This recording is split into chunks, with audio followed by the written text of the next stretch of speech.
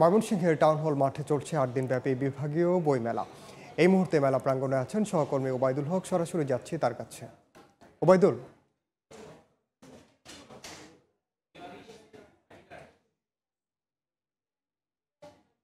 ব্যাপী ময়মনসিংহ বিভাগীয় বইমেলা তৃতীয় দিন আজ ময়মনসিংহ নগরীর টাউন হল মাঠে গত শুক্রবার শুরু হওয়া এই বইমেলা কিন্তু বিকেল ৩টা থেকে রাত ৯টা পর্যন্ত প্রতিদিন এই মেলাটি সরগরম থাকছে বইপ্রেমীদের আনাগোনায়। আমরা দেখতে পাচ্ছি যে যারা শিক্ষার্থী রয়েছেন, স্কুল কলেজ শেষ হয়েছে, ছুটির পরে অনেক শিক্ষকরা কিন্তু স্টুডেন্টদের নিয়ে এসেছেন এই মেলা প্রাঙ্গণে এই তাদের পছন্দের বইগুলো দেখাতে এবং তাদেরকে আসলে বইয়ের প্রতি অনুপ্রাণিত করতে, উজ্জীবিত করতে, বই পড়ার প্রতি আগ্রহী করতে। আমি একটু জানিয়ে রাখি যে এখানে মূলত ৬৫টি স্টল অংশগ্রহণ করেছে। এর মধ্যে বাংলা একাডেমি সহ ৮টি স্টল রয়েছে সরকারি প্রতিষ্ঠানের।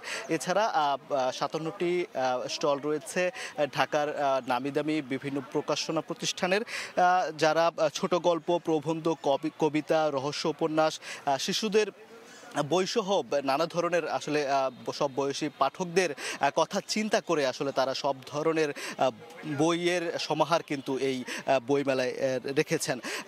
যারা বিক্রেতা এবং তারা কিন্তু আমাদেরকে জানিয়েছেন গত বছর যে এই বিভাগীয় বইমেলাটি হয়েছিল সেটি কিন্তু বৈরী আবহাওয়ার কারণে কিন্তু সেই বইমেলাটি জমেনি এবং তারা ভালো ব্যবসা করতে পারেনি। তবে এবার আশা প্রকাশ করছে এবার যেহেতু হেমন্তের একটি হিমশীতল আবহাওয়া রয়েছে এবং পাঠকরা বিকেল থেকে রাত পর্যন্ত বিভিন্ন শ্রেণী পেশার বইপ্রেমীরা এখানে আসছেন এবং তারা বলছেন যে এবার তারা ভালো ব্যবসা করতে পারবেন এবং তারা এই যেটি বলছেন যে অভিভাবক যারা আছেন তারা কিন্তু তাদের সন্তানদের এখানে নিয়ে আসছেন এবং তাদের সন্তানদের আসলে বইয়ের প্রতি আগ্রহী বাড়াতে বিভিন্ন ধরনের বই তারা কিনে দিচ্ছেন, যার ফলে এই শিশুদের বই কিন্তু এখানে বেশি বিক্রি হচ্ছে বলে তারা জানিয়েছেন। তবে আয়োজকরা জানিয়েছেন তরুণদের, নতুন প্রজন্মকে বইয়ের প্রতি আগ্রহ করতে আসলে তাদের এই আয়োজন, এর মাধ্যমে আসলে তারা বই পড়ার প্রতি আরও বেশি আগ্রহী হবে এবং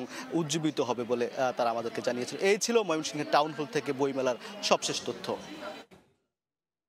সরাসরি যুক্ত ছিলাম ময়মনসিংহে। দেখছেন বিভাগীয় সময়, সঙ্গেই থাকুন।